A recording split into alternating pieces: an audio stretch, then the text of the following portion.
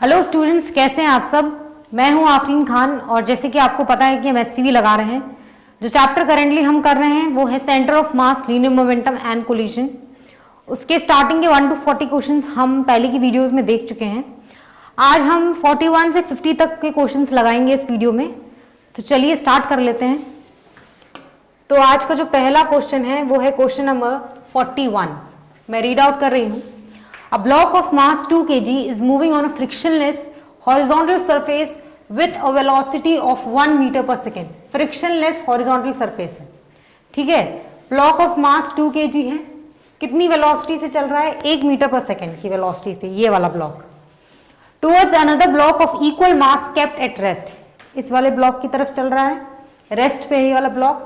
The spring constant of the spring fixed at one end is 100 Newton पर metre. इस spring का जो spring constant दिया है वो दिया है 100 न्यूटन पर मीटर। अभी पूछा है find the maximum compression of the spring कह रहा है कि स्प्रिंग में जो मैक्सिमम कंप्रेशन आएगा वो बताइए क्या है। ये ब्लॉक है 2 kg का, 1 मीटर पर सेकेंड की वेलोसिटी से मूव कर रहा है। किसकी तरफ? इस ब्लॉक की तरफ, जो कि सेम मास का ही है। इसके एक एंड पे एक स्प्रिंग अटैच है। अब बोला है कि इस स्प्रिंग में ये जब ब्लॉक इसकी तरफ आएगा, टकराएगा, जो भी होगा, उसके बाद बताइए कि जो स्प्रिंग में, ये जो स्प्रिंग है इसमें मैक्सिमम कंप्रेशन कितनी आएगी। तो मैंने बोला ये ब्लॉक क्या करेगा, चल चल के इसकी तरफ आएगा धीरे धीरे। उसके बाद क्या होगा, एक टाइम बाद कि इसकी वेलोसिटी होगी डिक्रीज। कब तक डिक्रीज होगी? उस टाइम तक डिक्रीज होगी। मैक्सिमम कंप्रेशन का टाइम कब आएगा? वो आएगा जब ये स्प्रिंग, ये ब्लॉक और ये दोनों ब्लॉक क्या होगी, सेम वेलोसिटी से चलने लगे आपस में, जब ये स्प्रिंग से आके चिपक जाएगा।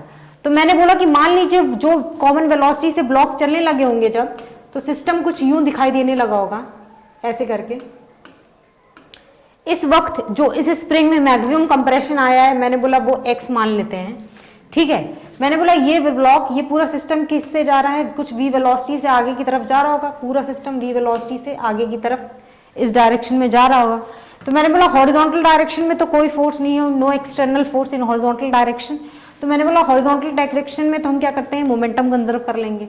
मोमेंटम कंजर्व करेंगे तो हमें ये v वेलोसिटी मिल जाएगी। लगा के देखते हैं। तो मैंने बोला पहले क्या था, 2 वाला मूव कर रहा था 1 से और ये वाला रुका हुआ था, तो इसके पास तो 0 वेलोसिटी। ये इनिशियल हमने लिख दिया m/v। फाइनली क्या होगा, ये 2 kg का है, ये 2 kg का है। फाइनली क्या होगा, ये 2 kg वाला v वेलोसिटी से मूव करेगा और ये 2 kg वाला भी v वेलोसिटी से मूव करेगा, ठीक है। एक इक्वेशन तो हमारी बन गई मोमेंटम कंजर्व करने से, ठीक है। इससे हमें v निकल जाएगा, लेकिन हमें क्या v निकालना है? नहीं, हमें क्या निकालना है, ये निकालना है x की वैल्यू, जो कि स्प्रिंग में मैक्सिमम कंप्रेशन आ रही होगी, वो निकालने का। हमें कैसे निकालेंगे? हम बोलेंगे कि क्या करेंगे, हम बोलेंगे वर्क डन लिख दो, क्या, चेंज इन काइनेटिक एनर्जी के बराबर। वर्क डन किसके बराबर हो, किसके द्वारा हो रहा है? हम बोले फ्रिक्शनलेस हॉरिजॉन्टल सरफेस है, तो हॉरिजॉन्टल डायरेक्शन में फ्रिक्शन तो काम कर नहीं रहा है। कौन सी अकेली फोर्स काम कर रही है? मैंने बोला सिर्फ और सिर्फ स्प्रिंग फोर्स काम कर रही होगी। मैंने बोला ब्लॉक को ये क्या करेगा, जिस डायरेक्शन में क्या होगा, ब्लॉक आ रहा होगा, उसके अपोजिट डायरेक्शन में स्प्रिंग फोर्स लग रही होगी। तो मैंने बोला स्प्रिंग फोर्स का वर्क डन नेगेटिव हो जाएगा। कितना होगा? -12 kx², ठीक है। और कोई फोर्स का वर्क डन है ही नहीं, ठीक है। Equals to change in kinetic energy. Final kinetic energy क्या है?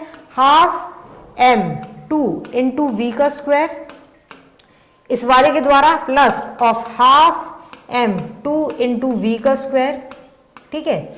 इनिशियल काइनेटिक एनर्जी क्या थी सिर्फ इस वाले ब्लॉक के द्वारा, तो क्या लिखेंगे, -12mv², 1²। ये बन गई हमारी दूसरी इक्वेशन, ठीक है। ये 2 इक्वेशन, 2 अननोन, इसमें से सॉल्व करो। v की वैल्यू यहाँ से सॉल्व करना, यहाँ पे पुट करना, आपकी x की वैल्यू आ जाएगी। k आपको ऑलरेडी दे रखा है, कितना दे रखा है k की वैल्यू? k की वैल्यू आपको दे रखी है 100 न्यूटन पर मीटर के बराबर, ठीक। सॉल्व हो जाना चाहिए बहुत आराम से, ठीक है। देख लीजिए आप। ओके, देन अगले सवाल पे बढ़ेंगे हम। अगला सवाल है हमारा क्वेश्चन नंबर 42 क्वेश्चन दिया है। A bullet of mass 20 gram traveling horizontally with a speed of 500 meter per second passes through a wooden block of mass 10 kg initially at rest on a level surface. The bullet emerges out with the speed of 100 meter per second and the block slides 20 centimeter on surface before coming to rest. ये एक bullet है, 20 ग्राम की bullet है, यहाँ पे दे रखा है question में। है ना। हाँ, ये कितनी स्पीड से चल रही है, इनिशियली 500 मीटर पर सेकेंड। ये क्या करती है, इस वुडन ब्लॉक से कोलाइड होती है। कोलाइड होने के बाद क्या है, इमर्ज आउट होती है दूसरे साइड से। ठीक है, दूसरे साइड से इमर्ज आउट होती है तो ब्लॉक को भी कुछ स्पीड मिली होगी। ठीक है, उस वक्त कुछ मिली होगी स्पीड, हमें नहीं पता, कुछ मिली होगी। ठीक है, उस स्पीड की वजह से क्या होता है, ब्लॉक आगे की तरफ स्लाइड होता है। कितना, 20 सेंटीमीटर स्लाइड करता है। ठीक है, 20 सेंटीमीटर स्लाइड करने के बाद क्या होता है कि रेस्ट पे आ जाता है। अच्छा, उसे रेस्ट पे कौन सा लाएगा, हमने बोला कुछ फ्रिक्शन फोर्स लग रहा होगा सरफेस के द्वारा। वही फ्रिक्शन फोर्स क्या होगा, कुछ डी एक्सेलरेशन प्रोवाइड करेगा इस ब्लॉक को, और ये ब्लॉक क्या हो जाएगा, रेस्ट पे आ जाएगा। अब बोला find the friction coefficient between the block and the surface. तो बोला है कि बताओ जो फ्रिक्शन कोफिशिएंट होगा इस सरफेस और उस ब्लॉक के बीच में वो कितना होगा। तो मैंने बोला कि निकाल लेंगे हम। कैसे निकालेंगे, तो मैंने बोला कि अगर इसका बनाओगे तो मैंने बोला इमर्ज आउट होने के बाद मान लीजिए ये आपका ब्लॉक क्या है, किसी v वेलोसिटी से चलने लगा। ठीक है जी, और ये बुलेट कितने से चलने लगी है, 100 मीटर पर सेकेंड की वेलोसिटी से, जो आपको क्वेश्चन में दे रखा है। थोड़ी देर बाद क्या होगा, ये बुलेट तो आगे भाग जाएगी, हमें उससे मतलब नहीं होगा, लेकिन ब्लॉक क्या होगा आपका, रेस्ट पे आ जाएगा। दे रखा है क्वेश्चन में, कितना चलने के बाद रेस्ट पे आया है ब्लॉक, 20 सेंटीमीटर चलने के बाद रेस्ट पे आ गया है। ठीक है, अब हमें फ्रिक्शन कोफिशिएंट निकालना है। वही फ्रिक्शन कोफिशिएंट की वजह से फ्रिक्शनल फोर्स आई होगी, वही फ्रिक्शनल फोर्स ने इस ब्लॉक को क्या कर दिया होगा, इसकी वेलोसिटी फाइनली 0 कर दी होगी। तो वही कुछ हमें निकालना पड़ेगा। तो मैंने बोला देखो क्या करना है हमें, तो हमने बोला पहले तो ये v निकालो भैया, कैसे निकलेगा। तो मैंने बोला हॉरिजॉन्टल डायरेक्शन में तो मेरे को अगर आप अच्छे से देखोगे तो कोई एक्सटर्नल फोर्स नहीं है, तो मैं तो मोमेंटम कंजर्वेशन की एक इक्वेशन लगा दूं तो मेरे को जरा ये v मिल जाएगा। तो लगा देते हैं, तो ये हो जाएगा 20 divided by 1000 m into v। ठीक है, इनिशियल m इंटू v, इस वाले के लिए 0। ठीक है, बाद में ब्लॉक के लिए अगर हम लिखेंगे, ब्लॉक कितना का है 10, तो 10 into v plus of bullet कितने की है 20, तो 20 डिवाइडेड बाय 1000 इंटू में कितने से चलने लगा, 100 से चलने लगा। तो मैंने बोला एक क्वेश्चन तो ये बन गई, इससे सॉल्व करोगे तो v की कुछ वैल्यू आ जाती है। जो v की वैल्यू आती है आपकी वो शायद 0.8 करके कुछ आती है। ठीक है, निकाल के देखना आ रही होगी, कुछ और आ रही हो तो कुछ और देख लेना। ठीक है, उसके बाद क्या करेंगे, मैंने बोला कि अभी ये वाली सिचुएशन आप भूल जाओ, अब इस वाली सिचुएशन पे फोकस करो। इसमें क्या हो रहा है, बुलेट को भूल जाओ, सिर्फ ब्लॉक से खेलेंगे अभी हम। मैंने बोला ब्लॉक की स्पीड v थी पहले, बाद में ब्लॉक की स्पीड क्या हो गई, 0 हो गई। कितना चलने के बाद, मैंने बोला 20 सेंटीमीटर चलने के बाद 0 हो गई। तो मैंने बोला इसमें क्या, कौन सी फोर्स इसको यहाँ पे वर्क डन करी होगी। मैंने बोला फ्रिक्शनल फोर्स ऐसे पीछे की तरफ लग रहा होगा जो कि डी एक्सेलरेशन प्रोवाइड कर रहा होगा, उसी की वजह से क्या हो जाएगी, फाइनली ब्लॉक की स्पीड क्या हो जाएगी, 0 हो जाएगी। तो मैंने बोला लिखूंगी work done by frictional force equals to change in kinetic energy के बराबर होना चाहिए कि नहीं होना चाहिए, बिल्कुल होना चाहिए। तो मैंने बोला फोर्स इधर लग रही है और डिस्प्लेसमेंट इस तरफ हो रहा है, तो negative of the work done by friction, तो minus of F equal F into कितना चला 20 divided by 100, force into displacement work done equals to change in kinetic energy, final kinetic energy is 0, initial kinetic energy half into m 10 into, bullet की बात नहीं कर रहे हैं हम, bullet जा चुकी है, इन दोनों ब्लॉक की, सिर्फ ब्लॉक की बात हो रही है, तो हाफ 10 इंटू वी स्क्वायर। ठीक, तो क्या यहां से v की जो वैल्यू आई है वो उसमें यदि तुम पुट करोगे तो क्या फ्रिक्शनल फोर्स की वैल्यू यहां से निकाल लोगे तुम, बिल्कुल निकाल लोगे। अब ये जो फ्रिक्शनल फोर्स लग रहा होगा वो किसके बराबर होना चाहिए, जो फ्रिक्शनल फोर्स लग रहा है ये n ऊपर लग रहा होगा, ऐसे ब्लॉक का एफ बताओगे तो mg नीचे लग रहा होगा यहाँ पे, तो फ्रिक्शनल फोर्स किसके बराबर होता है आपका, म्यू इंटू एन के बराबर होता है कि नहीं। और यहाँ पे तुम n देखोगे तो n किसके बराबर है, mg के बराबर होगा, तो ये हो जाएगा म्यू इंटू mg। ठीक है, यहां से क्या करना, फ्रिक्शनल फोर्स की वैल्यू लाना, यहां पे पुट करना तुम जरा, यहां से म्यू की वैल्यू निकाल लोगे तुम। m तुमको पता ही है कितना दे रखा है, म्यू इंटू एम कितना है 10, g कितना है 10। अब फ्रिक्शनल फोर्स की वैल्यू यहां से निकाल के यहाँ पे डालोगे तुम जैसे ही, तो तुम्हारी म्यू की वैल्यू आ जाएगी, आ जाएगी कि नहीं आ जाएगी, यही निकालना था हमें बस। ठीक है, आसान सवाल है, इसको ऐसे भी कर सकते थे तुम v, इसके बाद जैसे ही तुम्हारी v की वैल्यू आती तो यहाँ पे लगाते v square is equals to u square plus of 2as a की वैल्यू निकालते तुम acceleration deacceleration F equals to ma करते तो फ्रिक्शनल फोर्स आती, फ्रिक्शनल फोर्स को तुम म्यू इंटू एन के बराबर पुट करते, एन तुम्हारा mg के बराबर होता तो फ्रिक्शनल फोर्स हो जाती तुम्हारी म्यू mg के बराबर। वहां से भी तुम निकाल सकते थे, एक्सेलरेशन निकाल के भी निकाल सकते थे, ऐसे वर्क डन कर का भी फॉर्मूला निकाल सकते थे, जैसे सूटेबल पड़े आपको अब वैसे कर लीजिए। ठीक है, देख लीजिए।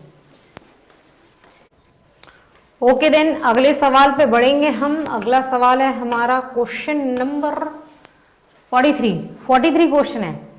A projectile is fired with a speed u at an angle theta above a horizontal field. The coefficient of restitution of collision between the projectile and the ground is e. How far from the starting point does the projectile make the second collision with the field? क्या है question में? एक projectile है, किसी speed u से ऐसे छोड़ा गया है, ठीक है, ठीक, किसी स्पीड u से एट एन एंगल थीटा से हम इसे छोड़ते हैं। क्या होता है भैया कि क्या करता है, ये ग्राउंड को स्ट्राइक करेगा, तो स्ट्राइकिंग के टाइम पे वेलोसिटी हमें पता है दोबारा से कितनी हो जाएगी, u हो जाएगी। अभी क्या है, जो coefficient of restitution between the ground and this projectile, coefficient of restitution between the projectile and this field कितना दे रखा है, वो आपको वो दे रखा है e दे रखा है।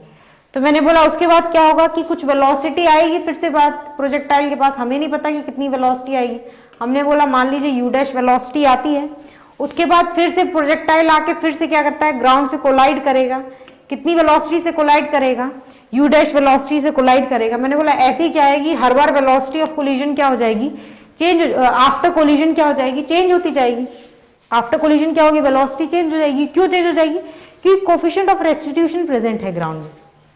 ठीक है, ये बात आपको समझ में आती है। अब क्या बोला है कि स्टार्टिंग पॉइंट से how far from the starting point does the projectile makes it's second collision with the field. ये वाला जो डिस्टेंस है स्टार्टिंग से लेकर जब प्रोजेक्टाइल अपना सेकंड कोलिजन फील्ड से करने वाला है, ये जो डिस्टेंस है ये आपको निकालने का है, ये पूरा डिस्टेंस।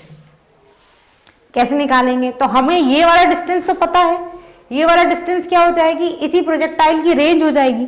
कैसे निकलेंगे हम, ये r1 की वैल्यू, हम ये r1 की वैल्यू अगर लिखें तो r1 की वैल्यू कैसे आएगी, u square sine of 2 theta by g से लिख सकते हैं। इस प्रोजेक्टाइल की रेंज ही तो हो जाएगी, बिल्कुल हो जाएगी, ये तो हमें लिखना आता ही है। ठीक है, अब इस प्रोजेक्टाइल के भी अगर हमें u डैश की वैल्यू मिल जाए और हमें ये जो एंगल ऑफ, हम जिस एंगल पे प्रोजेक्ट कर रहे हैं इस एंगल को हम मान लीजिए बोल दे रहे हैं अल्फा, ये एंगल अल्फा अगर हमें मिल जाए तो हम क्या करेंगे, इसके लिए भी r2 की वैल्यू निकाल लेंगे हम। अब फिर हम क्या करेंगे, r1 प्लस r2 करेंगे तो हमें net distance from the starting point till the second collision वो हमें मिल जाएगा, वही हमारा आंसर होगा। तो बेसिकली हमें क्या निकालना है, हमें ये r2 की वैल्यू निकालनी है क्वेश्चन में।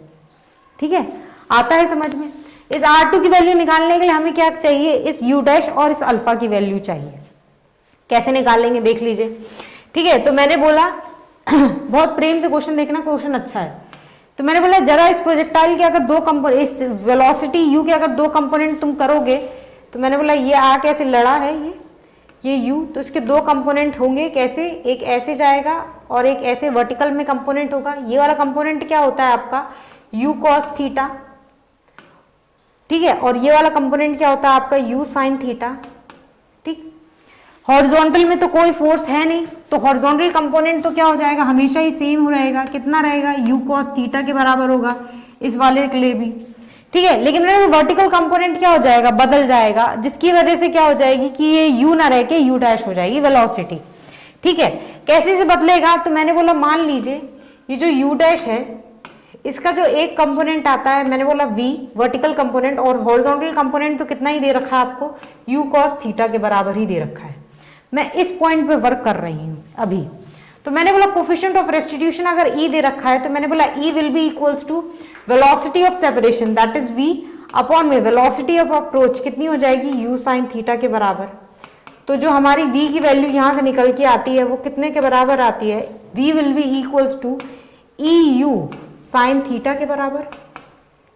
ठीक है, तो क्या u डैश की वैल्यू अब निकाल लोगे तुम, बिल्कुल निकाल लोगे। तो यू डैश की जो वैल्यू आएगी वो क्या आ जाएगी, इन दोनों कंपोनेंट का स्क्वायर करके सम कर दो तो ये हो जाएगी under root of e square u square sine square theta plus of u square cos square theta के बराबर।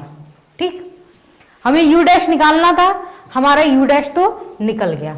अब हमें एक और चीज निकालनी है, हमें क्या निकालनी है, इस अल्फा की वैल्यू निकालनी है, इस एंगल ऑफ प्रोजेक्शन को भी हमें निकालना है। कैसे निकालोगे तुम एंगल ऑफ प्रोजेक्शन, तुम लिख सकते हो tan alpha will be equals to, tan alpha किसके बराबर हो जाएगा, y by x v x upon v y upon sorry v x. तो वी वाई कितना दे रखा है आपका, वी वाई अभी हमने निकाला था, कितना था आपका ई यू साइन थीटा, और x कंपोनेंट क्या है वेलोसिटी का, u cos थीटा। ठीक है, आ जाएगा, इससे आ ही जाना चाहिए। ठीक है, तो मैंने लिखा है यहां से tan alpha will be equals to v y कितना दे रखा है आपका, हमने निकाला है यू साइन थीटा, और अपॉन में वी एक्स कितना है आपका u cos थीटा। तो मैंने बोला टेन अल्फा की भी वैल्यू निकाल ली और हमने u डैश की भी वैल्यू निकाली। लेकिन यदि तुम इसको रेंज के फॉर्मूले में पुट करोगे ना, यदि रेंज का फॉर्मूला R2 का फॉर्मूला कैसे बनेगा, R2 का फॉर्मूला बनेगा आपका u dash sign 2 alpha upon में g के बराबर। इसको अगर तुम पुट करोगे ना वैल्यू इसमें तो कंफ्यूजन हो जाएगी, थोड़ा सॉल्व करने में थोड़ा हार्ड हो जाएगा ये। तो हम इसे कैसे सॉल्व करते हैं, हम इसे सॉल्व करते हैं इक्वेशन ऑफ ट्रेजेक्टरी से। कैसे लिखेंगे हम equation of trajectory, equation of trajectory लिखने का तरीका है y equals to x tan alpha minus of ji x square sec square alpha upon में 2 u डैश का स्क्वायर। ठीक है, इक्वेशन ऑफ ट्रेजेक्टरी का फॉर्मूला तो पता ही होगा आपको, x tan alpha minus of ji x square sine square alpha upon 2 u square u dash square. ठीक है, यहाँ पे x क्या देगा आपको, इस वाले प्रोजेक्टाइल की रेंज देगा, y आपका क्या हो जाएगा इस पॉइंट पे 0 हो जाएगा, x आपको R2 की वैल्यू देगा यहाँ से। टेन अल्फा की जगह क्या रख दोगे तुम, टेन अल्फा की जगह ये वाली वैल्यू रख देना यहाँ पे। ठीक है, minus of ji x square आपको रेंज देगा इस वाले प्रोजेक्टाइल का, sine square alpha sec square alpha, sorry ये साइन नहीं होता है सेक होता है, G x square sec square alpha upon 2 U dash square. Sec square alpha की तुम जगह क्या लिख दोगे, 1 माइनस टेन स्क्वायर अल्फा, जो भी होता है 10 के फॉर्म में इसको लिखोगे, यहां से निकाल के टेन अल्फा की वैल्यू यहाँ पे पुट करना, यू डैश स्क्वायर की जगह तुम यहाँ से वैल्यू निकाल के यहाँ पे पुट करना। इसको सॉल्व करोगे तो आपको यहाँ से जो होगा x की वैल्यू मिलेगी, वही क्या होगी आपकी R2 की वैल्यू हो जाएगी। अब आपको क्या मिलेगा, जैसे ही R2 की वैल्यू होगी तो जो नेट आंसर आप लिखोगे, जो नेट आंसर आप दोगे, ठीक है, वो क्या करोगे आप R1 प्लस ऑफ R2 कर देना। ठीक है, ये मैंने आपको सॉल्व करने का तरीका बताया है कि इजिली कैसे सॉल्व हो जाएगा ये क्वेश्चन। ठीक है, इसमें अगर वैल्यू पुट करके निकालोगे ना तो बहुत डिफिकल्ट होगा सॉल्व करने के लिए। तो क्या करना, इक्वेशन ऑफ ट्रेजेक्टरी में वैल्यू पुट करके निकालना, उससे क्या है क्वेश्चन आसानी से सॉल्व हो जाएगा आपका। ठीक है, देख लीजिए।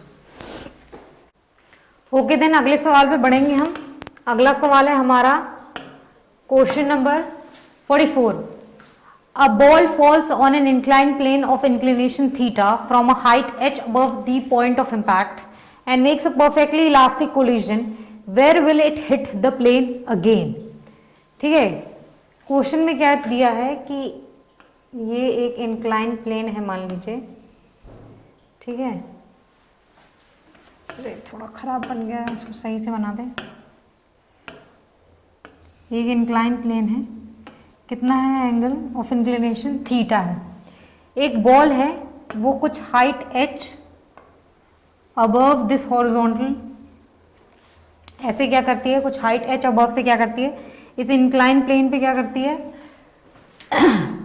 इम्पैक्ट होता है इस बॉल का। क्या होगा कि आफ्टर इम्पैक्ट क्या होगा कि ये बॉल क्या होगी, मान लीजिए थीटा एंगल पे ये क्या किया है, इस प्लेन से टकराई है, तो आफ्टर क्या हो जाएगा, आफ्टर कोलिजन क्या होगा, थीटा एंगल पे ही जाएगी। ठीक है, और ऐसे करके कुछ प्लेन को किसी पॉइंट पे ऐसे स्ट्राइक करेगी। ठीक है, करेगी, करना तो चाहिए। तो मैंने बोला आफ्टर क्या हो जाएगा इम्पैक्ट, मैंने बोला मान लीजिए v वेलोसिटी से अगर ये नीचे जा रही होगी तो आफ्टर कोलिजन भी v वेलोसिटी से जाएगी। क्यों v वेलोसिटी से जाएगी आफ्टर कोलिजन? क्योंकि क्वेश्चन में दिया है कि it makes a perfectly elastic collision with this incline plane. तो मैंने बोला ये क्या हो जाएगा, ये भी एंगल क्या होना चाहिए, थीटा होना चाहिए। ठीक है, ठीक है, होना चाहिए, बिल्कुल होना चाहिए। तो मैंने बोला ऐसे करके कुछ सिचुएशन बनेगी। ठीक है, अब बोला where will it hit the plane again. तो क्या बोला है कि ये वाली जो लेंथ है, ये वाली जो लेंथ है l, ये आपको क्वेश्चन में निकालनी है। एक बॉल है, कुछ हाइट h अबव से इस इंक्लाइन प्लेन के ऊपर छोड़ी जाती है, क्या करती है ऐसे कोलाइड होके ये क्या करती है प्लेन को दोबारा किसी पॉइंट पे ऐसे क्या करेगी, दोबारा से कोलाइड करेगी। तो बोल रहा है कि जिस पॉइंट पे दोबारा से कोलाइड करेगी उस पॉइंट और जो पॉइंट ऑफ इम्पैक्ट है उन दोनों के बीच में क्या करना है, हमें दूरी बताने का है। ये चीज हमें क्वेश्चन में बतानी है। ठीक है, तो where will it hit the plane again, ये निकालने का है। कैसे निकालेंगे हम, देखिए कैसे निकाल रहे हैं हम क्वेश्चन में। तो मैंने बोला कि मान लीजिए जरा एक्स एक्सिस और वाई एक्सिस अगर हम बनाएं इसके अकॉर्डिंगली, तो मैंने बोला अलोंग द इंक्लाइन तो तुम ले लो एक्स एक्सिस और परपेंडिकुलर टू द इंक्लाइन तुम ले लो वाई एक्सिस जरा। तो ये आपकी वाई एक्सिस हो गई है और ये वाली आपकी क्या हो जाएगी, एक्स एक्सिस हो जाएगी। ठीक है, आ रही है समझ में? ठीक है, अभी मैं क्या करूंगी, अब मैंने बोला कि ये वाला एंगल जो एंगल ऑफ प्रोजेक्शन होगा थीटा, सॉरी थीटा, मैंने बोला ये अल्फा है, अल्फा की वैल्यू कितनी हो जाएगी 90 माइनस ऑफ थीटा, मुझे नहीं पता कितनी भी होगी, 90 माइनस थीटा के बराबर होनी चाहिए वैसे तो। ठीक है जी, अभी क्या करेंगे, हमने बोला v के दो कंपोनेंट निकालो। अगर मैंने बोला इस जो हम क्या करते हैं जब भी इंक्लाइन प्लेन पे काम करते हैं तो मोशन को दो डायरेक्शन में तोड़ लेते हैं। कैसे कैसे तोड़ते हैं, एक एक्स एक्सिस में that is along the incline में, और एक वाई एक्सिस के डायरेक्शन में that is perpendicular to the incline में। हम क्या करते हैं कि बॉल के मोशन को हम दो डायरेक्शन में क्या करते हैं, तोड़ के स्टडी करते हैं। ठीक है, तो अभी भी हम वही करेंगे। तो हमने बोला कि जो component of velocity along the incline plane होगा वो तो कितना आएगा, अगर मैं उसको vx बोल दूं, ठीक है, तो मैंने बोला जो vx का जो वैल्यू होगी वो कितनी आ जाएगी, v साइन थीटा के बराबर, और जो vy की वैल्यू जो होगी वो कितनी हो जाएगी आपकी, ये हो जाएगी v कॉस थीटा के बराबर।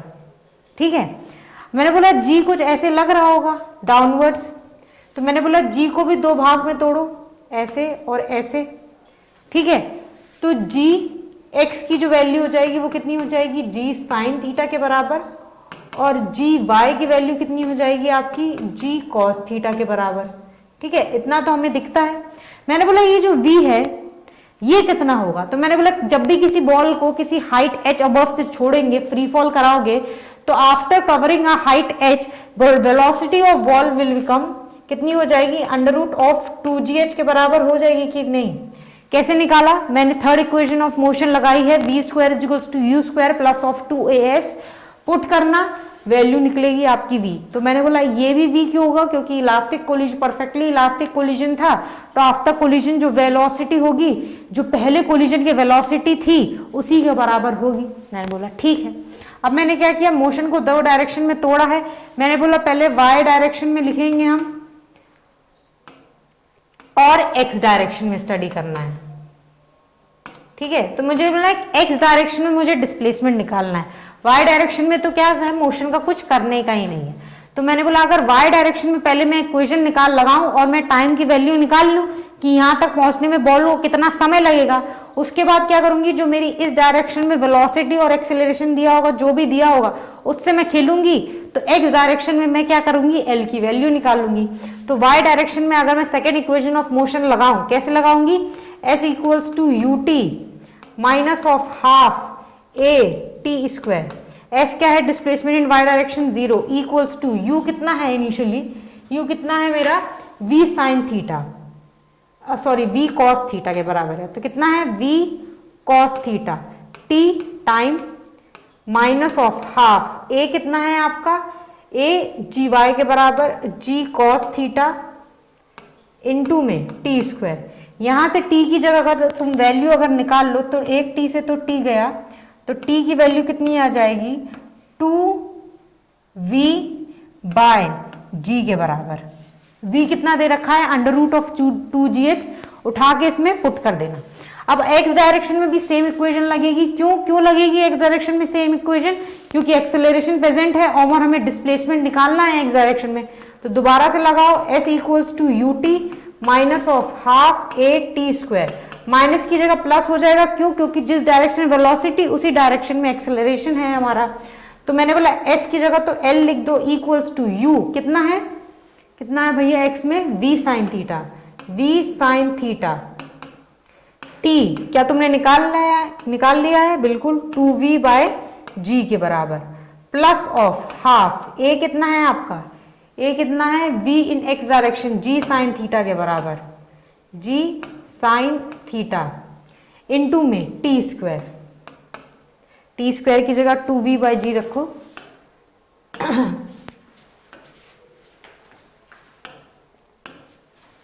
टी स्क्वायर की जगह हम क्या रख देंगे? 2v बाई जी रख दिया हमने।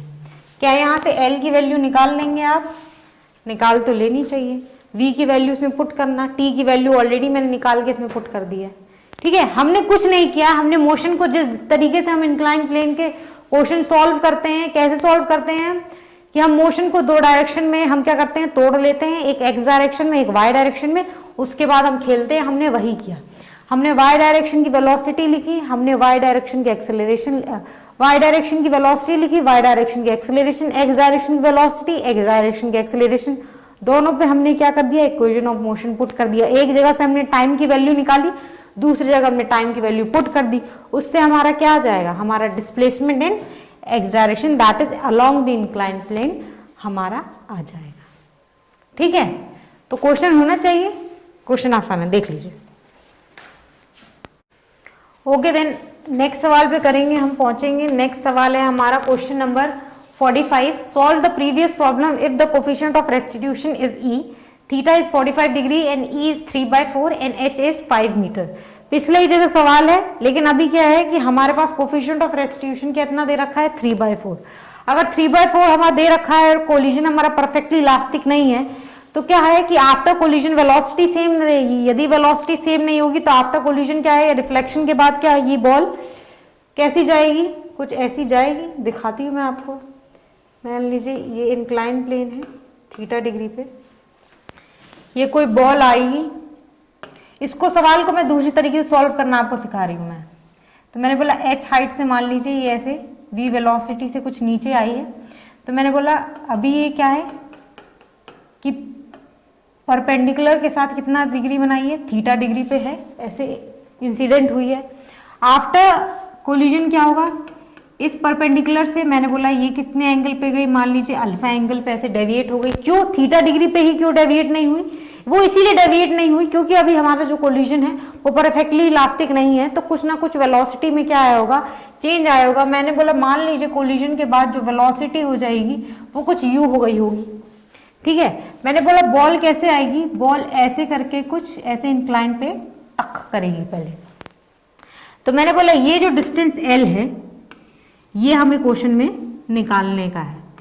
ठीक है, ये आपको निकालने का है क्वेश्चन में। आती है बात समझ में? ठीक है, तो मैंने बोला मान लो ये हॉरिजॉन्टल अगर मैं लेती हूँ, ये एक्स एक्सिस अगर मैं लेती हूँ ऐसे हॉरिजॉन्टल से, तो मैंने बोला मान लीजिए हॉरिजॉन्टल से ये कितना एंगल बना रही है? तो मैंने बोला ये एंगल को मान लीजिए आप बीटा मान लो जरा भी। फॉर इंस्टेंस मैं इसे बीटा मान ले रही हूँ। तो ये वाला एंगल क्या है? ये 90 डिग्री है। ये दिख रहा है सबको? ठीक है, दिख रहा है। तो मैंने बोला ये थीटा, तो ये वाला एंगल भी कितना हो जाएगा आपका? थीटा हो जाएगा कि नहीं हो जाएगा? हो जाना चाहिए। तो मैंने बोला जरा पहले v की वैल्यू हम निकाल लें। कोई भी बॉल है किसी हाइट h से अगर छोड़ी गई है, तो मैंने बोला v की वैल्यू कितनी हो जाएगी? √2gh के बराबर हो जानी चाहिए। तो कितना हो जाएगा? √2g कितना? 10 और h कितना दे रखा है आपको? हाइट कितनी दे रखी है? 5। तो कितनी आ जाएगी आपकी? 10 मीटर पर सेकेंड आ जाएगी। ठीक है, अब इस वेलोसिटी के अगर दो कंपोनेंट तुम कर दोगे तो एक ऐसे आएगा कंपोनेंट। ठीक है, सॉरी मैं तो क्या कर रही हूँ कि इसके दो कंपोनेंट करूंगी। तो मैंने बोला एक अलोंग द इंक्लाइन ले लो, एक परपेंडिकुलर टू द इंक्लाइन लो। कैसे लोगा? ये हो जाएगा थीटा, ये वाला भी। तो ये वाला जो कंपोनेंट आएगा वो आ जाएगा v cos थीटा और ये वाला आ जाएगा v sin थीटा के बराबर। मैंने बोला v sin थीटा में तो कोई चेंज नहीं आएगा, सिर्फ v cos थीटा ही हमारा क्या हो जाएगा, बदलेगा। ठीक है, तो कैसे बदलेगा, मतलब v cos थीटा क्या होगा, बदलेगा। क्यों, क्योंकि यही सरफेस से टकरा रहा है। कैसे बदलेगा हमारा, तो मैंने बोला e हो जाएगा velocity of separation. Velocity of separation मतलब इस u का आप अगर इस वाले साइड पे कंपोनेंट लोगे, इस डायरेक्शन में अगर कंपोनेंट लोगे तो कितना आएगा आपका, तो मैंने बोला मान लीजिए ये आ जाएगा आपका vx मान लेते हैं हम, तो x मत लो, v डैश ले लो।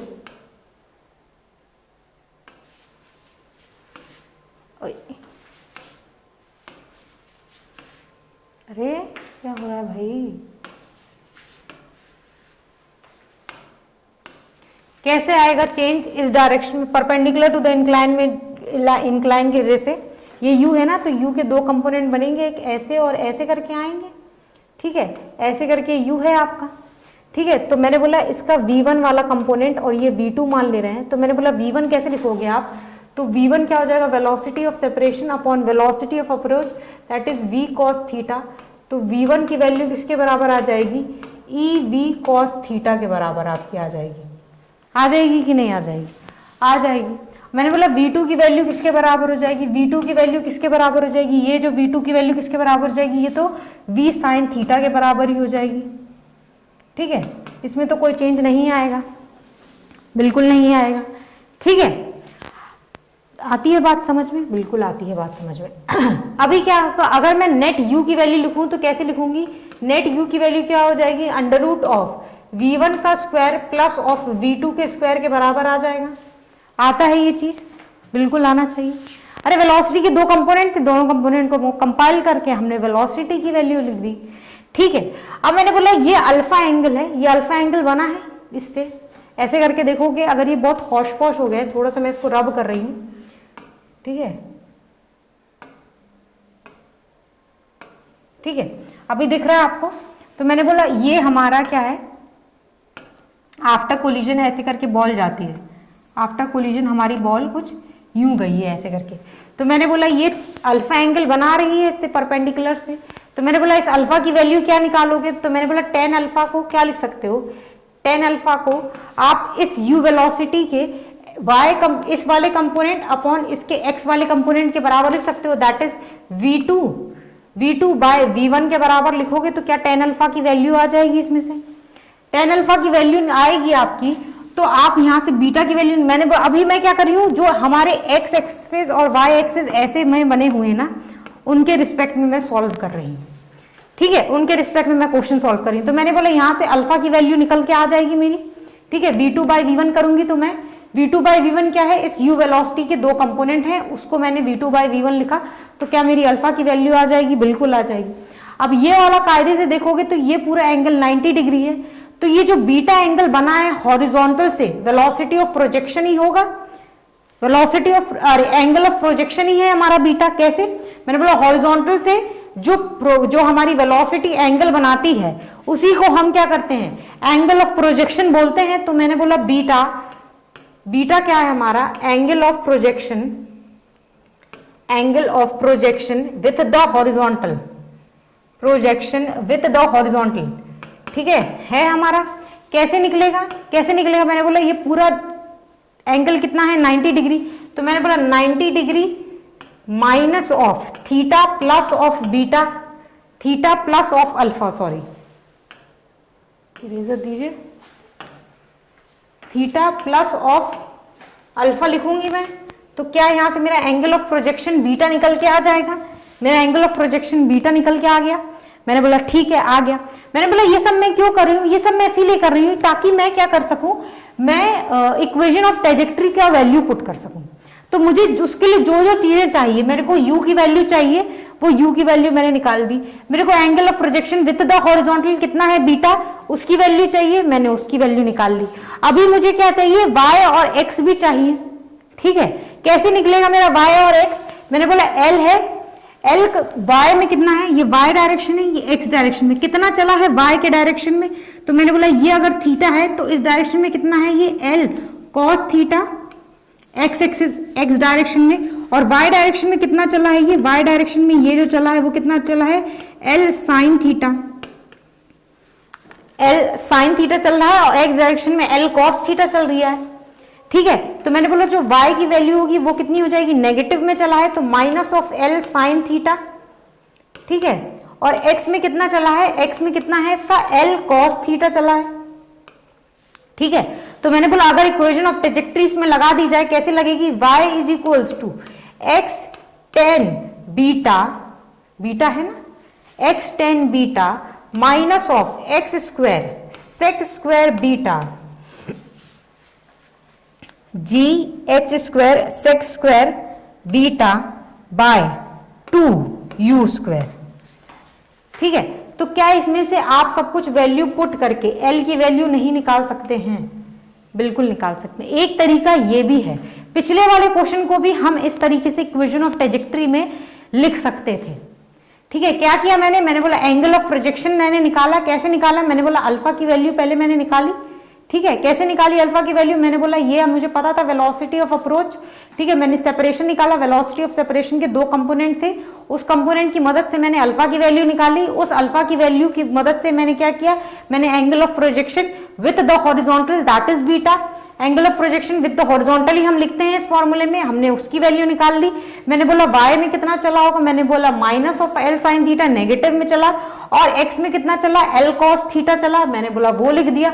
अब इसमें जैसी तुम वैल्यू पुट करोगे, y की जगह minus of l sine theta, x की जगह l cos theta, tan beta की जगह बीटा निकालना, पुट करना, minus of ji x square की जगह फिर l square cos square theta sec square beta, beta की वैल्यू पुट करो, यू स्क्वायर की जगह यहां से वैल्यू लाना और इसको पुट करना, तो आपका आंसर आ जाएगा।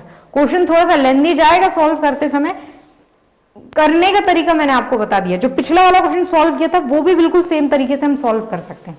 ठीक है, तो मैंने आपको दोनों ही तरीके बता दिए हैं, जो पसंद हो वो कर लीजिए। ठीक है, देखिए ओके देन अगले सवाल पे बढ़ेंगे हम। अगला सवाल है हमारा question number 46। A block of mass 200 gram is suspended through a vertical spring.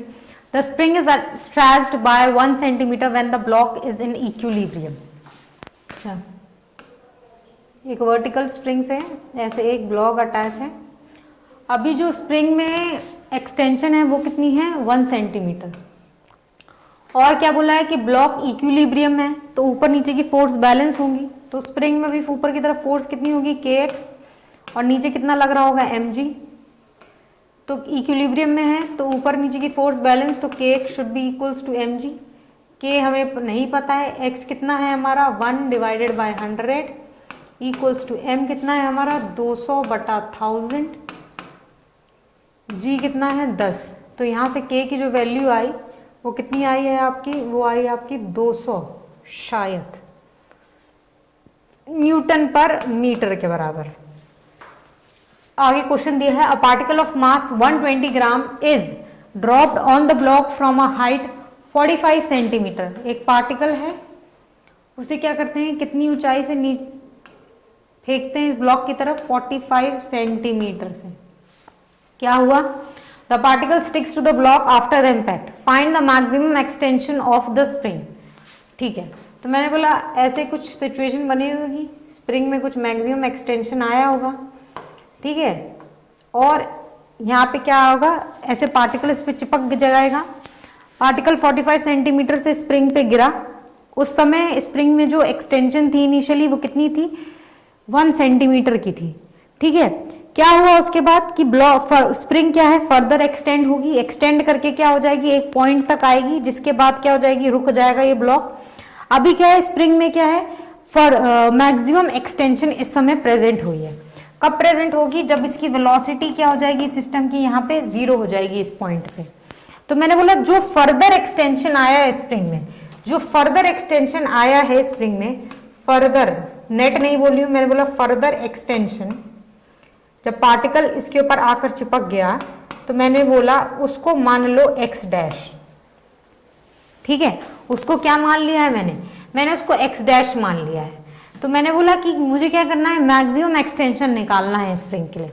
कैसे निकाल लेंगे उस चीज को, तो मैंने बोला कि देखो क्या होता है सिस्टम में। तो मैंने बोला सिस्टम में क्या क्या हो रहा है, मैंने बोला के की वैल्यू तो मैंने निकाल ली। मैंने बोला जरा मोमेंटम कंजर्व करोगे तो क्या आएगा मोमेंटम कंजर्व करने से। तो मैंने बोला जब दोनों एक साथ एक सिस्टम की तरह यहाँ पे कुछ वेलोसिटी पे पाए होंगे, जब ये पार्टिकल इस पे स्टिक हुआ होगा, मैंने बोला v वेलोसिटी से कुछ नीचे आएंगे और आने के बाद यहाँ पे क्या हो जाएगा, v की वैल्यू 0 हो जाएगी। इस समय मैक्स कुछ एक्सटेंड होगी, स्प्रिंग कितना एक्सटेंड होगी, मैंने बोला x डैश और एक्सटेंड हुई होगी। तो मैंने बोला जो मोमेंटम कंजर्व लगाओ जो वर्टिकल डायरेक्शन में, कैसे लगाओगे। तो मैंने बोला कितना है ये ब्लॉक का मास, छोटे वाले का पार्टिकल का मास है 120। तो मैंने बोला 120 ग्राम वाला कितनी वेलोसिटी से मूव कर रहा था, कितनी वेलोसिटी से मूव कर रहा था,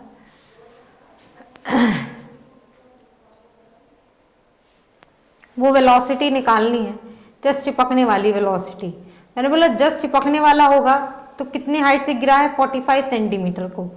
तो चिपकने से पहले जस्ट इस पार्टिकल की जो वेलोसिटी होगी वो कितनी होगी, मैंने बोला v डैश बोलिए, कितनी हो जाएगी, √2gh के बराबर होगी। ये पार्टिकल के लिए है, चिपकने से जस्ट पहले की, ठीक है। तो कितना आ जाएगी 2g कितना है 10 और कितनी हाइट से गिरा है 45 से, तो कितनी आ जाएगी इसकी वेलोसिटी 3 मीटर पर सेकेंड आ जाएगी, ठीक है। जब जस्ट इससे इम्पैक्ट होने वाला होगा इस ब्लॉक से, मैंने बोला आफ्टर इम्पैक्ट दोनों साथ में चलने लगेंगे नीचे किसी v वेलोसिटी से चलने लगेंगे। तो मैंने बोला वो v वेलोसिटी कैसे निकालेंगे। तो मैंने बोला 120 ग्राम वाला मोमेंटम कंजर्व करेंगे।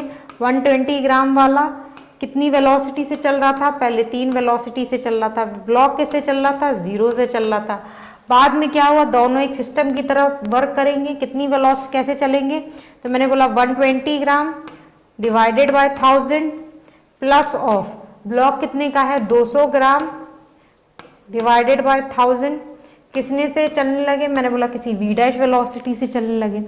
अब इस v डैश की वैल्यू तुम निकालोगे तो ये आएगा आपकी 9/8 मीटर पर सेकंड के बराबर, निकाल के देख लेना, ठीक है। अब ये v डैश वेलोसिटी ये v वेलोसिटी है, यहाँ पे v डैश नहीं है, v डैश तो हमने निकाल लिया, ये हमारी इस v की वैल्यू है, ठीक है। अब इस v वेलोसिटी से क्या होगा, ये पार्टिकल और ये ब्लॉक साथ में v वेलोसिटी से नीचे उतरेंगे। कब तक उतरेंगे नीचे, जब तक स्प्रिंग में क्या हो जाएगी, एक्सटेंशन मैक्सिमम नहीं हो जाएगी और इन दोनों की वेलोसिटी इस पॉइंट पे आके 0 ना हो जाए, तब तक ये लोग नीचे के डायरेक्शन में चलते रहेंगे। तो मैंने बोला ये जो केस है, ये वाला जो पार्ट है, इसमें क्या कर सकती हूँ मैं, work done by the spring force is equals to change in kinetic energy लगा दूं मैं, तो क्या मुझे एक्सटेंशन x डैश की वैल्यू मिल जाएगी, बिल्कुल मिल जाएगी। क्यों, क्योंकि मुझे फाइनल काइनेटिक एनर्जी पता है, मुझे इनिशियल काइनेटिक एनर्जी पता है, और यहाँ पे कौन कौन सी फोर्सेस वर्क कर रही हैं। मैंने बोला एक तो स्प्रिंग फोर्स वर्क कर रही होगी और एक और फोर्स प्रेजेंट होगी, कौन सी होगी वो फोर्स, मैंने बोला वो mg वाली फोर्स होगी, ठीक है, जो उसे नीचे की तरफ ला रही होगी।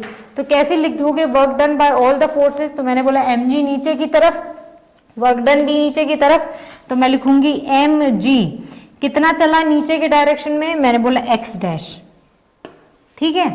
Work done by the spring force कैसे होगा, नेगेटिव आएगा, तो मैंने बोला हाफ, कितना आएगा, अभी कितना एक्सटेंशन आया x डैश, तो मैंने बोला हाफ k, ठीक है, x dash plus of x, half के x square minus of half के x स्क्वायर, x स्क्वायर कौन सा x, ये वाला x, ये मेरा स्प्रिंग फोर्स का वर्क डन आ गया, ठीक है।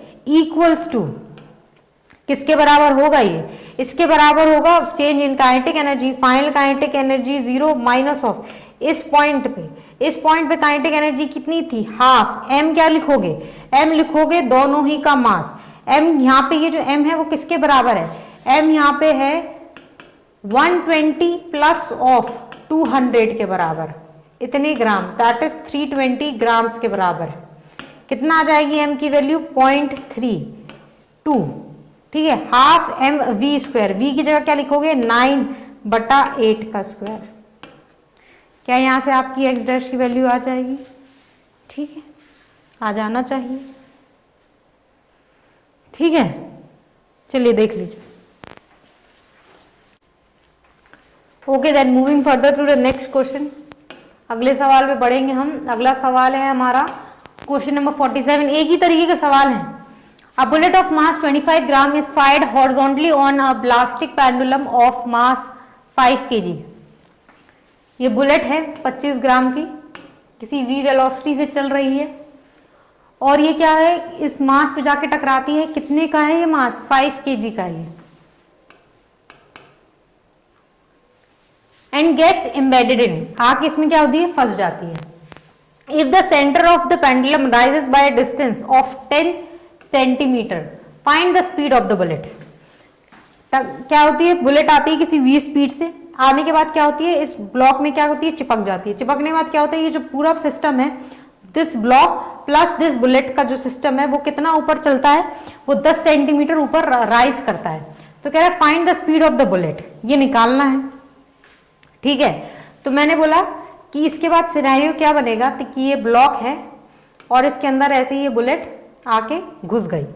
मैंने बोला ये कितने स्पीड से ऊपर उठेगा, मैंने बोला कुछ v स्पीड आएगी इन दोनों के पास, v डैश मान लेते हैं, v इसके पास है क्योंकि, ठीक है।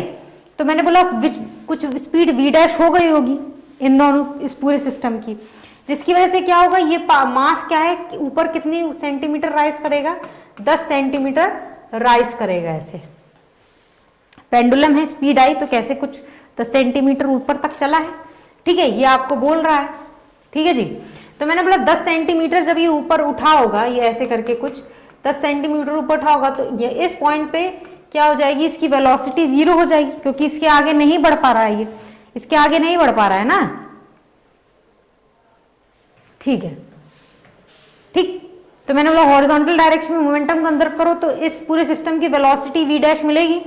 तो मैंने बोला कंजर्व करके दिखाओ कैसे करोगे, तो मैंने बोला 25 इंटू v, इसके लिए 0 इक्वल्स टू 25 ग्राम ही डिवाइडेड बाय 1000 कर लीजिए आप, इक्वल्स टू 5 प्लस 0.25 इंटू में v डैश की वैल्यू आएगी आपकी। तो मैंने बोला अगर इस v की वैल्यू आपसे पूछा है, अगर इस v की वैल्यू निकालनी है आपको, तो आपको इस v डैश की वैल्यू निकालना बहुत इंपॉर्टेंट है। इंपॉर्टेंट है कि नहीं? बिल्कुल इंपॉर्टेंट है। तो मैंने बोला अभी ये क्या हुआ, ऊपर राइज किया है, कितना राइज किया है, 10 सेंटीमीटर राइज किया होगा। अगर इस वाले केस को तुम देखोगे, जब ब्लॉक और इसकी स्पीड v डैश हो गई, उसके बाद ये पेंडुलम ऊपर जाएगा, कितना चलेगा ये वर्टिकल में, मैंने बोला 10 सेंटीमीटर ऊपर राइज किया। राइज करने के बाद कोई पॉइंट ऐसा आया होगा जब ये फर्दर नहीं जा सकता, क्योंकि इसकी स्पीड क्या हो गई होगी, 0 हो गई होगी। तो मैंने बोला ये पॉइंट आया हो, उसके बाद ये दोबारा से नीचे आएगा। मैंने बोला ये कोई सिनेरियो बनेगा, तो मैंने बोला वर्क डन लगाओ। वर्क डन किसके द्वारा है, यहाँ पे सिर्फ और सिर्फ mg के द्वारा वर्क डन हो रहा होगा यहाँ पे। तो कैसे होगा, negative of the work done by mg, तो ये हो जाएगा minus of mg into x। कितना डिस्टेंस चला, मैंने बोला 10 सेंटीमीटर, 10 डिवाइडेड बाय 100। ठीक है, work done by mg equals to change in kinetic energy. Final kinetic energy 0 minus initial kinetic energy कितनी हो जाएगी, half m into v dash का स्क्वायर के बराबर हो जाएगी। ठीक है, चेंज इन काइनेटिक एनर्जी बराबर में वर्क डन लिख दिया है, तो m से तो m गया यहाँ पे। ठीक है जी, इस 10 से ये इसका 0 भी गया, तो v डैश की जो वैल्यू आएगी वो किसके बराबर आ जाएगी, ये आ जाएगी under root of 2g bye 10 के बराबर। कितना आ जाएगी, अंडर रूट ऑफ 2 के बराबर आ जाएगी। ठीक है, तो मैंने बोला v डैश की वैल्यू अब यहाँ पे उठा के आप पुट कर देना, तो क्या v की वैल्यू यहाँ से आप निकाल लोगे, 5 प्लस 0.25 इंटू रूट 2। ठीक है, इसे बस यही तो निकालना है, 25 4 100, तो v की वैल्यू कितनी हो जाएगी, इंटू में 4। इसको सॉल्व करो तो वेलोसिटी ऑफ बुलेट या स्पीड ऑफ द बुलेट आपकी निकल के आ जाएगी। कुछ नहीं किया हमने क्या किया, दूसरे वाले पार्ट को पहले सॉल्व किया, वहां से हमने v डैश की वैल्यू निकाली सिस्टम की, उस v डैश की वैल्यू को हमने मोमेंटम कंजर्वेशन वाली इक्वेशन में पुट किया, तो हमारी v की value that is velocity of bullet निकल के आ गई। आसान सवाल है, ये तो हो जाना चाहिए आपसे, देख लीजिए। ओके देन, ये क्वेश्चन हो गया। नेक्स्ट क्वेश्चन पे चलेंगे। नेक्स्ट क्वेश्चन भी जो हमने पिछला वाला क्वेश्चन सॉल्व किया है ना, उसी की तरह अभी क्या है कि a bullet of mass 20 gram moving horizontally at a speed of 300 meter per second is fired into a wooden block of mass 500 gram suspended by a long string. The bullet crosses the block and emerges on the other side. if the center of mass of the block rises through a height of 20 centimeter, find the speed of the bullet as it emerges from the block। एक bullet है, देखना difference क्या है बस, bullet है 20 ग्राम की है, ये 20 ग्राम की बुलेट है, कितनी स्पीड से ट्रेवल करती है, 300 मीटर पर सेकेंड की स्पीड से ट्रेवल कर रही है। इसके सामने क्या है, एक वुडन ब्लॉक रखा है, ठीक है, जिसका मास कितना है 500 ग्राम। ठीक है, क्या होता है बाद में, इनिशियल ये केस है, बाद में क्या होता है कि जो ये ब्लॉक है ये ऊपर कितना राइज कर जाता है, जब इस बुलेट इसको ऐसे फाड़ के जाती है, आती है, इसको कोलाइड करके इसके इमर्जेस आउट, दूसरे साइड से निकल जाती है, तो ब्लॉक क्या होता है, ब्लॉक का जो सेंटर ऑफ मास है वो कितना ऊपर राइज कर जाता है, 20 सेंटीमीटर से ऊपर राइज कर जाता है। और जो बुलेट क्या है, बुलेट दूसरे साइड से बाहर आ जाती है किसी स्पीड v से। ठीक है, तो मैंने बोला उठने के लिए क्या होगा, ब्लॉक के पास भी कुछ स्पीड v डैश आई होगी और बुलेट के पास कुछ स्पीड v रही होगी, तो मैंने बोला बुलेट तो किसी स्पीड v से आगे चली गई और v डैश स्पीड जो ब्लॉक के पास आई उसकी वजह से ब्लॉक क्या है वो ऊपर की तरफ राइज करेगा। कब तक राइज करेगा, जब तक इसकी स्पीड यहाँ पे कितनी नहीं हो जाएगी, 0 नहीं हो जाएगी। ठीक है जी, ऐसे करके कुछ हो रहा होगा। क्वेश्चन में क्या पूछा है, क्वेश्चन में पूछा है कि बुलेट कितनी स्पीड से दूसरे साइड से बाहर आती है, इस ब्लॉक को ऐसे अंदर से फाड़ के दूसरे साइड से कितने स्पीड से बाहर आ रही है, ये आपको क्वेश्चन में निकालना है। ठीक है, तो मैंने बोला कैसे निकलेंगे, तो मैंने बोला पहले मोमेंटम कंजर्व कराएंगे इन दोनों सिचुएशन में।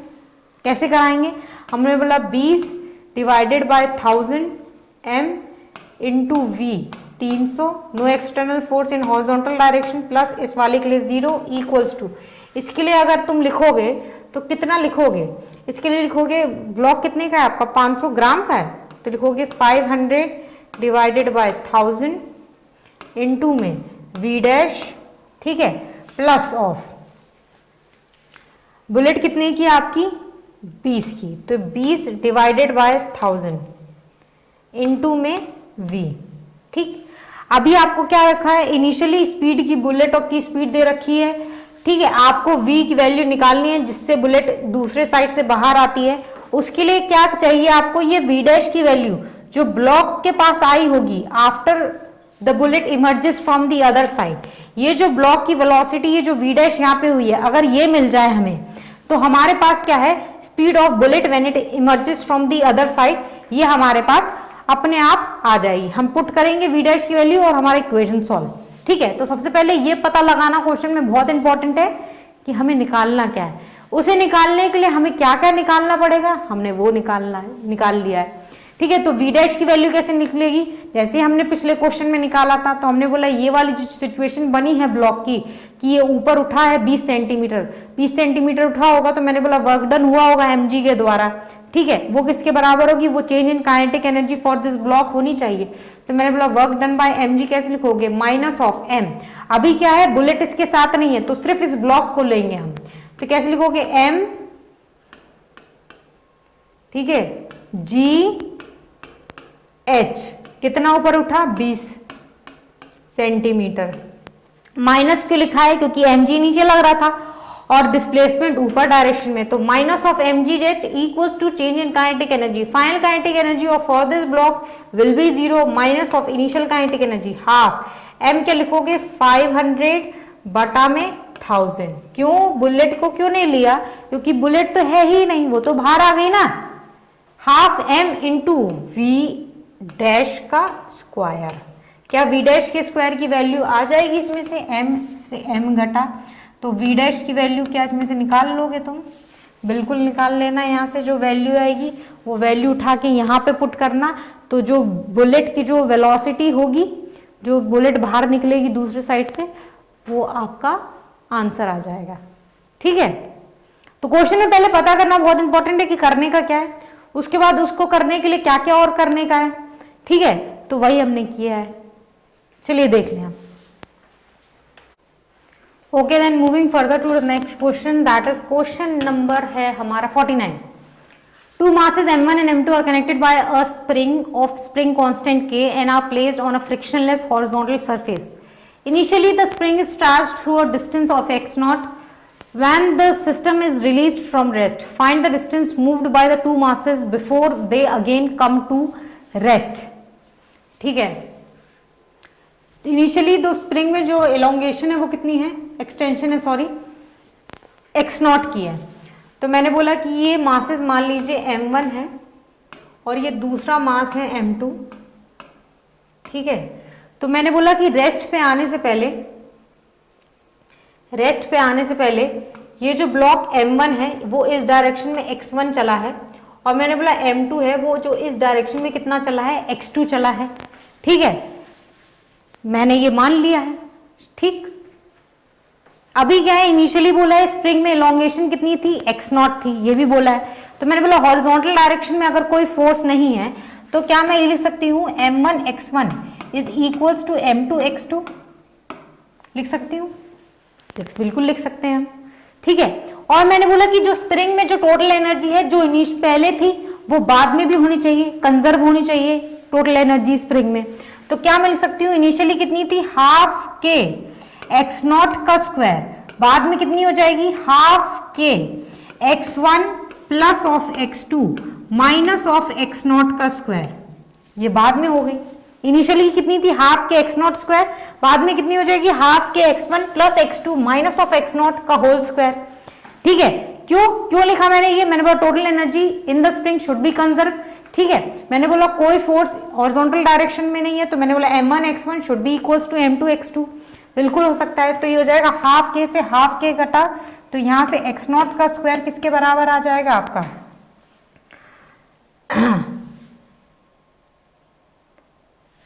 x स्क्वायर से स्क्वायर काट दीजिए ना, तो मैंने बोला स्क्वायर से ये स्क्वायर गया तो ये x naught will be equals to कितना आ जाएगा, x1 plus x2 minus of x naught, यहाँ से क्या आएगा आपका x1 प्लस ऑफ x2 किसके बराबर आ जाएगा, 2x नॉट के बराबर आ जाएगा। यहाँ से अगर x1 लिखोगे आप तो कितना आएगा आपका 2x naught minus of x2 के बराबर, ठीक है। मैंने बोला x1 की वैल्यू उठा के जब इसमें पुट करो कितना आएगा आपका, ये आ जाएगा m1, x1 की जगह लिख दो 2x naught minus of x2, 2x naught minus of x2 equals to m2 x2, ठीक है। तो ये आ जाएगा, यहां से मुझे क्या निकालना है, x2 की वैल्यू निकालनी है, तो ये आ जाएगा 2m1 x नॉट, ठीक है। ये साइड जाएगा तो x2 m2 plus of m1, तो x2 की जो वैल्यू है वो कितनी आ जाएगी आपकी 2m1 x नॉट अपॉन में m1 प्लस ऑफ m2, ठीक है। ये आपकी आ गई किसकी वैल्यू, x2 की वैल्यू आ गई, कितना कि रेस्ट पे आने से पहले m2 कितना चला होगा, x1 की वैल्यू निकालोगे इसी तरीके से पुट कर देना, तो ये आ जाएगी 2m2 x नॉट अपॉन में m1 प्लस ऑफ m2 के बराबर, ठीक है। सॉल्व करके देखना, सवाल आसान है, हो जाना चाहिए, देख लीजिए। Okay then moving further to the next question, जो कि हमारे आज का आखिरी सवाल भी है। Question number 50. Two blocks of masses m1 and m2 are connected by a spring of spring constant k. The block of mass m2 is given a sharp impulse so that it acquires a velocity v0 towards right. Find the velocity of center of mass and the maximum elongation that the spring will suffer. ठीक है, अभी क्या है system आप देख सकते हैं कैसे है, m1 m2 स्प्रिंग से अटैच हैं। अभी क्या करता है, m2 को एक शार्प इंपल्स दिया है v0 इस तरफ की तरफ। अब बोला है find the velocity of centre of mass, centre of mass की वेलोसिटी क्या हो जाएगी, तो मैंने वो लिखाएंगे वेलोसिटी ऑफ COM, क्या होगा, ये सब चीजें पूरा सिस्टम क्या हो जाएगा। मैंने बोला मान लीजिए किसी v वेलोसिटी से इस डायरेक्शन में चलने लगा, कैसे निकालोगे वो v वेलोसिटी, कैसे निकालोगे तुम, तो मैंने लिखा m1 v1 plus m2 v2 upon m1 plus m2 velocity of centre of mass से चल रहेगा पूरा सिस्टम। तो मैंने बोला m2 into v0 plus of m1 into 0 upon m1 plus of m2, momentum conserve करते तो भी आ जाता, m1 प्लस ऑफ m2 कितना आया, ये आया आपका m2 v0 अपॉन में m1 प्लस ऑफ m2, ये क्या हो जाएगी velocity of centre of mass हो जाएगी। मतलब कि पूरा सिस्टम क्या हो जाएगा, इस वेलोसिटी से क्या हो जाएगा, इस डायरेक्शन में चलने लगेगा, ठीक है, अगर कोई भी एक्सटर्नल फोर्स प्रेजेंट नहीं है तो, ठीक है। अभी क्या बोला है कि find the maximum elongation that the spring will suffer, जब ये कंडीशन आई होगी तो कुछ ऐसा होगा कि स्प्रिंग में कुछ एक्सटेंशन आई होगी, ठीक है।